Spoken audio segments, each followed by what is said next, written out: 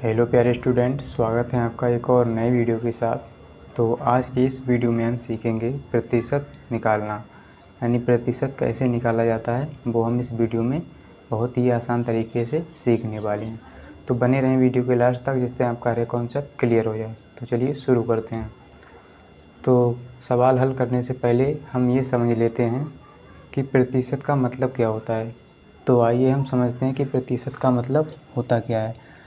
तो हम सबसे पहले इसको तोड़ कर लिखेंगे। तो प्रति को जब हम लिखेंगे तो प्रति का मतलब होता है प्रत्येक। क्या होता है? प्रत्येक। प्रति का मतलब होता है प्रत्येक, प्रत्येक, है ना। और शत का मतलब होता है, यहाँ प्लस लगाएंगे, शत का मतलब होता है 100वां भाग, 100वां भाग, है ना। तो आपको समझ में आ गया होगा कि प्रतिशत का मतलब क्या होता है। जब हम इसको तोड़ कर लिखेंगे तो कैसे लिखेंगे। प्रति का मतलब होता है प्रत्येक, है ना। और शत का मतलब होता है 100वां भाग। तो इसको हम अगर लिखेंगे तो कैसे लिखेंगे? प्रत्येक, प्रत्येक एक का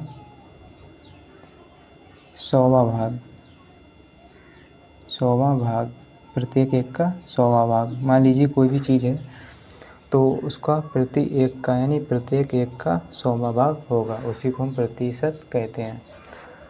तो इसको हम कैसे लिखेंगे? प्रतिशत बराबर हो जाएगा, इसलिए 1/100, यानी एक का 100वां भाग, प्रत्येक एक का 100वां भाग, इसलिए प्रतिशत बराबर होता है 1/100।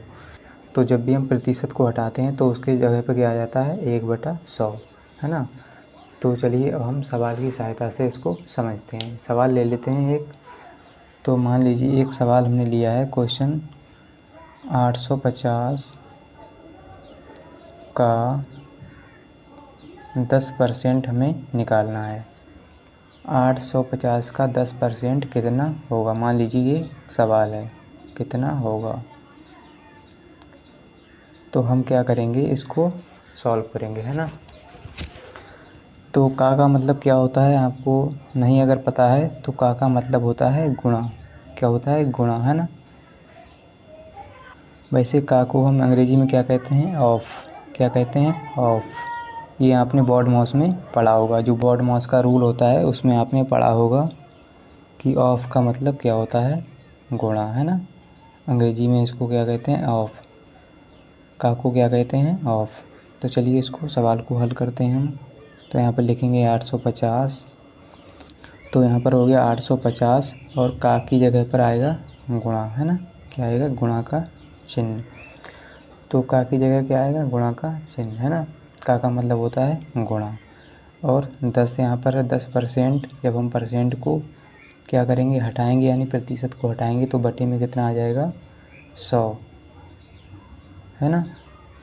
तो हमने जब परसेंट को हटाया, यानी प्रतिशत को हटाया, तो इसके बटे में कितना आ गया? 100 आ गया ना।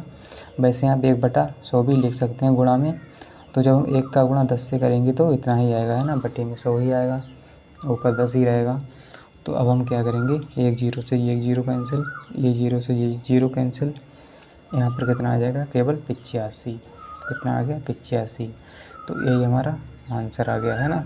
तो कितना सिंपल था। प्रतिशत निकालना, है ना। तो आप ऐसे ही कोई सा भी क्वेश्चन आ जाए आप इसको आसानी से निकाल सकते हैं। तो चलिए एक और क्वेश्चन ले लेते हैं। तो क्वेश्चन एक और ले लेते हैं। मान लीजिए यहाँ पर है 1740 का 20% हमें निकालना है ना। यहाँ पर एक और क्वेश्चन ले लिया है 1740 का 20% हमें निकालना है ना। तो हम क्या करेंगे? सबसे पहले 1740 लिखेंगे, फिर क्या करेंगे? का की जगह कितना आएगा? मतलब होता है गुणा। यहाँ पर 20% है तो 20 लिख लेंगे, और इस प्रतिशत को हम क्या करेंगे?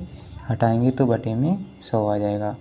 तो सिंपल सा नियम है कि सिंपल सा रूल है, परसेंट हटाते हैं तो बटे में 100 लग जाता है, यानी प्रतिशत हटाओ और बटे में 100 लगाओ। तो सिंपल सा रूल है। तो हम क्या करेंगे, एक जीरो से एक जीरो कैंसिल, ये जीरो से जी जीरो कैंसिल, तो बराबर में कितना आ जाएगा 174 गुणा 2। तो हम इसकी गुणा करके लिख लेंगे, है ना। 2 चौके 8, 2 सत्ते 14 के 4, हासिल 1 हो जाएगा, 2 एकम 2 और 1 3, कितना आ गया 348। ये हमारा आंसर आ गया, है ना। तो आई होप आपको समझ में आ गया होगा कि परसेंट कैसे निकाला जाता है किसी भी सवाल का। चाहे कोई सा भी क्वेश्चन ऐसा आ जाए, आप इसको आसानी से हल कर सकते हैं। तो बहुत ही मैंने सरल तरीके से आपको समझाया है कि परसेंट कैसे निकाला जाता है, यानी प्रतिशत कैसे निकाला जाता है। तो यहाँ पर आपको समझ में भी आ गया होगा कि का मतलब क्या होता है, गुणा, है ना। का मतलब होता है गुणा। तो चलिए, अगर आप एक सवाल ये बताइए, हम 5% को, तो चलिए अब आप बताएंगे कि 5% को हम बदलेंगे, यानी इसका परसेंट जब हटाएंगे तो कैसे लिखेंगे, है ना। तो यहाँ पर हो जाएगा 5 और प्रतिशत की जगह 100, तो हम इसको बदल सकते हैं ना। अगर हम 4 को बदलें तो क्या करेंगे, 4% को कैसे लिखेंगे, 4/100, है ना। तो ऐसे हम बदल सकते हैं, यानी प्रतिशत हटा दो और 100 लगा दो बटे में। तो आप किसी भी क्वेश्चन को ऐसे कर सकते हैं। तो उम्मीद करता हूँ कि आपको ज़रूर समझ में आया होगा। अगर वीडियो अच्छा लगा है तो वीडियो को लाइक कर दीजिए एंड चैनल को सब्सक्राइब कर लीजिए। मिलते हैं अगली वीडियो के साथ। आज के लिए इतना ही, जय हिंद।